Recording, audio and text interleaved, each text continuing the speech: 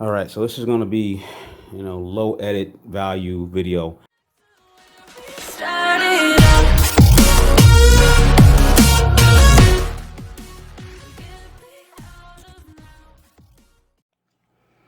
Hey, how's it going, everybody? And welcome back to the channel. If you're new to the channel, my name is Big Ball Vlogs. I do reviews, news, everyday vlogging, and every once in a while I'll do a tutorial.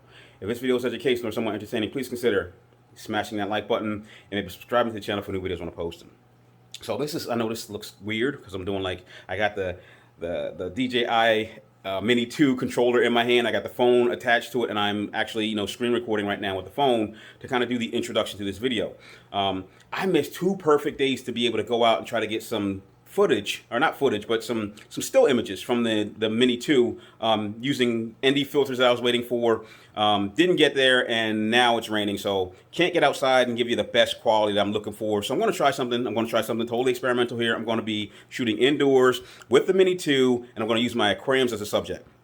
Now, what I wanted to do with this video, I kind of wanted to show you what the Mini 2 is capable of with still footage, still photos, but don't know how it's going to come out. But what I'll do is I'll try to set this up like a tutorial so you can see how to get the best images out of your Mini 2 if you don't want to use the auto settings. Sometimes auto settings just totally mess up your shot. Like, for instance, if you're shooting outdoors and it's nighttime, the auto exposure is going to light up that sky and make it look like it's almost daytime. And sometimes you want it to look like it's kind of dark, right? So then you would have to go into your manual settings and kind of make some adjustments to get that to work. So I'm going to show you how to do it with the Mini 2 because there's only 3 on this one. This isn't as difficult as it would be with like a high-end compact camera or DSLR where you got so many settings that it just can be overwhelming. You got like maybe 3 settings on this that you have to adjust to get the best image quality out of your drone. So let's get into the video. I'm going to switch this over to screen recording. Hopefully I'm not yelling over top of the motors of the Mini 2 because I am indoors, and hopefully this comes out okay. So bear with. Let's get this done. I'm going to go straight from one cut video to the next, and not have to do a lot of imposing or picture in a picture. But let's get the Mini up in the air and see how this works. So, launching. Take off. All right. So, as I said, I am going to be using my aquariums as the subject. And because the Mavic Mini only has a limited, fixed focus, I'm not going to be able to focus on the aquarium. So, I'm going to try to get it to a distance where there is, decent, at least through the screen, decent sharpness on this image. So if I get too close, it's just going to be blown out. And if I get too far away, it's going to be, if I get too close, it's going to be out of focus. And I get too far away, it probably will be in focus, but you won't be able to see any of the detail. I'm going to creep this forward just enough so that it looks like I got some detail. It looks like I'm starting to lose my resolution there, so I'm going to back it off just a little bit. That looks like it's in the unlimited focus range, about right there. And as you can see, my aquariums are pretty blue. And the reason that my aquariums are pretty blue is because over top of it, I have a bunch of UV lights. And those UV lights are, ultraviolet. So the camera lens can pick up the ultraviolet. And we got to get that ultraviolet out. So in certain situations, like if you're using any camera, including this drone, you want to adjust the white balance to take out a color that you don't want, whether it be this blue, or whether it's because it's too warm and it looks a little bit brown, so you want to take out the brown and you want to get the sky blue. You're going to have to do that with the white balance. Now, with the Mavic Mini, the white balance adjustment is not on the main screen. If you look across the bottom, I do have this set up in manual mode, but I only have ISO and shutter speed that I can adjust. But if I go into my settings, and I am in the camera mode right now, I can actually go into white balance and adjust that to manual. So right now it's in manual, and what I want to do is I want to show you how that looks.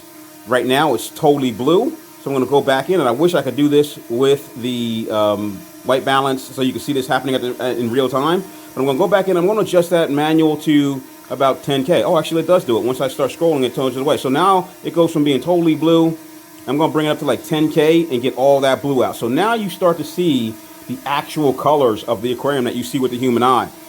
And you don't have that oversaturation of blue. And you can use this, like I said, when you're outdoors and you're trying to get bluer skies instead of, like yellower skies. You're trying to get greener grass. You're trying to get some of that yellow out. You do that by going into your white balance and adjusting it to take out either the yellow, to make, the warmer yellow side, or the bluer side. So right now I want to take out the blue, so I'm adjusting it all the way up to 10K. And I'm getting an image that's close to what I see in real life. My tank is a little bit brighter right now. So I want to adjust this to, how it looks good to me and to the human eye. I don't want it to be blown out, too bright, and I also don't want it to be too dark to take away from some of the details of the aquarium. So first thing you want to do in bright light situations is you always want to get that ISO to its lowest setting. So right now, if we go and we click on the ISO, you can see that the DJI Mini 2 goes down to ISO 100, whereas my cell phone can go down to like ISO 50, and it goes all the way up to ISO 3200. Now, ISO 3200 is when you're trying to shoot in low light situations and you want to brighten up that image. Now, the downside to using a higher ISO is that you may get an blown out image or an overexposed image, or if it's at night, you're going to start getting little pixelization, which is called grain or static in the video. And you want to try to keep the image without a lot of static in it. So you want to try to shoot with the lowest ISO that you can go without compromising the quality of the image. So since I'm shooting indoors and I'm shooting a very bright aquarium here, I'm going to turn that back down to ISO 100. But as you can see, it's kind of dark. So I mean, this is what it probably looks like in real life, and this is what it looks like in an ISO 100 situation. And I'm trying to keep the image clean, so I can actually go up to ISO 200, and that's going to give me more to a real life look than ISO 100. And now I just want to kind of tweak it so that I'm going to get, the best image quality, and we're going to play with the shutter. And you don't have to know everything about the shutter. Just scroll it around and see what it does. So in certain situations on certain cameras, when you play with the shutter, it will tell you the range that you can adjust the shutter to compensate for the ISO and the exposure that you have. In this situation, you don't have all of that. So what we're going to do is just going to scroll it.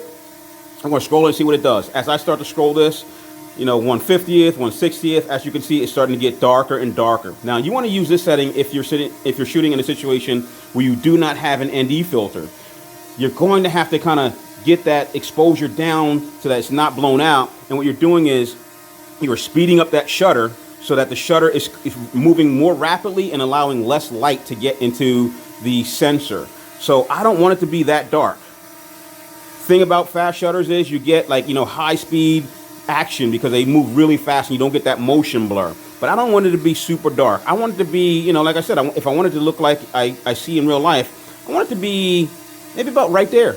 Right there is where I want it. And if I go to like a super slow shutter, like way down here, what it's telling me is you got like a half-second shutter, and this is where you're going to shoot if you want to get like that motion blur, or at night if you're shooting at night and it's totally dark and you want to get more light into the camera. You're going to turn that down, and you can play with it. Turn it down to 1 second, 2 seconds, and try to get the best brightness or image quality that you can get by adjusting the shutter. So in this situation, like I said, I'm going to turn it back. I think about right there. Let's see. It's a little bit blown out inside the tank. I'm going to go, because I like my images a little bit darker, I'm going to go about right there, and I'm going to snap the shutter button. Now, you got a brief little snap of what that looked like when I snap the shutter button, but I'm going to show you what that looks like right now. So, again, if you want to play around with this, you don't have the ability to adjust the exposure compensation on the DJI drone. You only have 3 settings that you have to adjust: your ISO, your shutter, and your white balance. So let's go through that again. If I wanted to adjust the white balance, I'm going to go into your camera settings under your, your main settings icons on the top right of the controller screen. You're going to go over to camera, and then you can scroll down until you see white balance, and then you can click that from auto. So if I put that in auto, as you can see, everything got really blue. We're going to put it back in manual to manual. And then what you can do is, when you're outdoors and you're like, hey, that sky looks a little bit too yellow for me, I want to make that a little bit bluer, just slide this around until you get the blue that you're looking for. If you go too blue, the blue of the sky is going to also start to affect your greens and some of the other colors on the ground. So you want to find that balance between the sky and the ground. And what I'm looking at right now is I'm looking for seeing a little bit of white coming out in this image other than all blue like this. I want to see some of that white coming out, and that's the white balance. So right about there, I like my images right in the middle, so I'm going to go right from blue, which is here, and I don't want to go too yellow, which is on this side. I'm going to go for, I usually go for 10K under the UVs, but outdoors I'm going to try to get it somewhere right in the middle, and get a good image. And then once the white balance is set, again, I'm going to go back in. My shutter my ISO outdoors is always going to be as low as possible. I'm probably going to turn that down to 100. And just using this as an example, again, if I were outdoors, I want to turn that ISO down to 100, get the cleanest image I can get. And then I'm going to adjust my shutter. So I'm going to go into shutter, and I'm going to just scroll around on the shutter to get the exposure that I want. So that actually doesn't look too bad right there. I like that. I'm going to hit that button and get that photo. And that's pretty much it. That's how you kind of use your photography or your still photo mode on your any drone, not just the Mavic Mini, or not the Mini, but any drone that you have. If you want to get away from using the automatic feature, which is sometimes going to be a pain in the butt because it's going to overexpose the sky or make the dark sky look super bright when you're trying to get shots of the sky at night or something like that, start practicing using the manual feature on your drone. So I'm going to land this because I'm tired of yelling over it, and then I'm going to go back to the front-facing camera. Landing.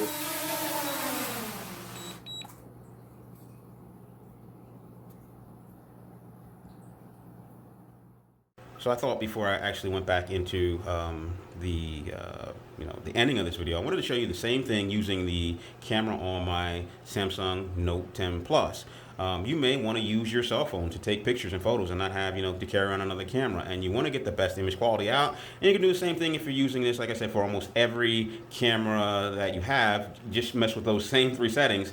And in this situation, this image is really dark. It's really dark, so I'm going to adjust it to get the best image quality. I already got my white balance set to 10K because I'm always shooting my aquarium, and I know I'm going to have to compensate for the UV lights and the blue lights. So it's already set to 10K, but it's still a little bit too dark. Now, I do have my ISO set to 50. I usually keep it at its lowest setting and adjust the shutter. But if I wanted to, I can brighten that up a little bit. About right there is probably where I like it. And then go into the shutter and play with the shutter a little bit. I'm going the wrong direction until I get it to the right exposure. That's about where it looks like in real life, and I like it to be like right about there. I like my images to be a little bit on the darker side. And then once you're done, right now I'm using the video recording, so it's giving me the proper exposure, or the exposure that shows the true color of the corals, instead of, this is what you normally see when somebody's shooting their aquarium, just straight blue, and you're like, wow, that's nice, but I can't see anything. So I like, to do my photos and my video using the manual features of the camera. It gives me better image quality. It gives me more I guess creative range. So if I wanted to play with focus, like maybe my focus is a little bit off because the autofocus on the Mini doesn't have it, but some drones and some other devices have manual focus. Maybe I want to play with the focus, so I want to get that as sharp as possible. I mean, right now I think at this distance that is as sharp as it can get, but if I had to get closer, I can get in there and get some really good detail out of this by adjusting the manual focus instead of letting the camera do everything for me. So that was it. Just want to do a quick video. I know, like I said, when these drones drop and you have all these YouTubers trying to find every little thing to do a video about, it can be somewhat overwhelming to listen to everybody's videos to try to figure out, what the best features or settings are for you. Usually the best settings or features are the person who created the video's opinion and not actually fact. The best settings for you are the settings that are going to give you the image that appeals to your eye, and hopefully other people's eye, so that they can be attracted to it. So that's all I had to do. Thanks for watching the channel. Talk to you later. Peace.